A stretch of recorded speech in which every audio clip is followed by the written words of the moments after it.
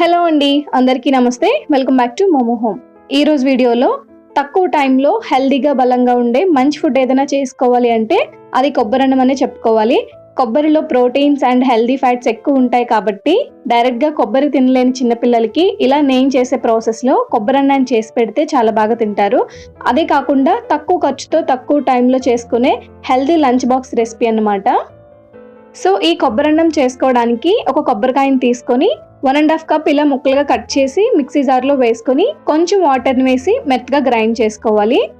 ఇలా మెత్తగా గ్రైండ్ చేసిన తర్వాత అందులో 1 గ్లాస్ వాటర్ని యాడ్ చేసుకుని ఇప్పుడు ఇలాంటి వడపోసుకున్న జాలీని తీసుకొని గ్రైండ్ చేసుకున్న కొబ్బరిని ఇందులో వేసుకోవాలి. ఇలా స్పూన్తో ప్రెస్ చేసుకుంటే పాలన్నీ సపరేట్ అయ్యి పిప్పి మిగిలిపోతుంది. ఆ తర్వాత ఈ పాలల్లో మనం తీసుకున్న రైస్కి సరిపడా వాటర్ని యాడ్ చేసుకుని పక్కన పెట్టుకోవాలి. ఇప్పుడు కొబ్బరన్నానికి రైస్ ఉడికించుకోవడం కోసం స్టవ్ పైన కుక్కర్ని పెట్టి 1.5 గ్లాస్ రైస్ వేసుకోవాలి. కొబ్బరన్నానికి బాస్మతి రైసే తీసుకునే అవసరం లేదు, నార్మల్ రైస్ తీసుకున్నా కూడా టేస్ట్ చాలా బాగుంటుంది. ఈ రైస్ని ఒకసారి వాష్ చేసుకుని మనం స్టార్టింగ్లో ప్రిపేర్ చేసుకున్న కొబ్బరి పాలని ఇందులో వేసుకోవాలి. నేను 1.5 గ్లాస్ రైస్ తీసుకున్నాను కాబట్టి 3 గ్లాస్ మిల్క్ వేసుకోవాలి. నేను బాస్మతి రైస్ తీసుకున్నాను కాబట్టి 3rd గ్లాస్లో కొంచెం తగ్గించి పాలు వేసుకున్నాను. ఇందులోనే 2 టీ స్పూన్ సాల్ట్ వేసుకొని ఒకసారి కలుపుకున్నాక కుక్కర్ మూత పెట్టి మీడియం ఫ్లేమ్లో ఒక 2 విజిల్స్ వచ్చే వరకు కుక్ చేసుకుంటే సరిపోతుంది.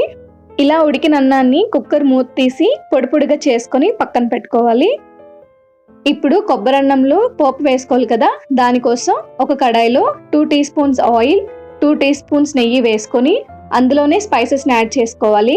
2 దాల్చిన చెక్కలు, 3 లవంగీలు, 1 యాలక్కాయ, 1 స్టార్ పువ్వు వేసి కొద్దిగా జీడిపప్పు కూడా వేసుకొని ఒకసారి కలుపుకోవాలి.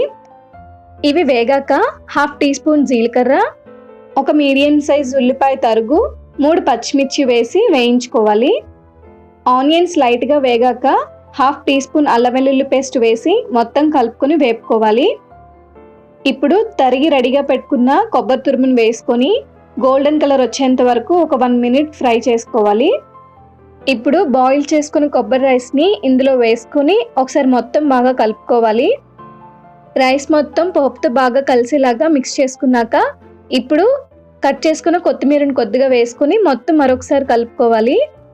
కొత్తిమీర ఫ్లేవర్కి తగ్గట్టు మాత్రమే వేసుకోవాలి, ఎక్కువ వేసుకున్న కొబ్బరి రైస్ ఫ్లేవర్ని డామినేట్ చేస్తుంది. సో చూసారు కదా, ఈ రెసిపీ మీకు నచ్చితే ఒక లైక్ చేసి కామెంట్ చేయండి. ఇలాంటి మంచి మంచి హెల్దీ రెసిపీస్ కావాలంటే మోమో హోమ్ కుకింగ్ ఛానల్ని సబ్స్క్రైబ్ చేసుకోండి.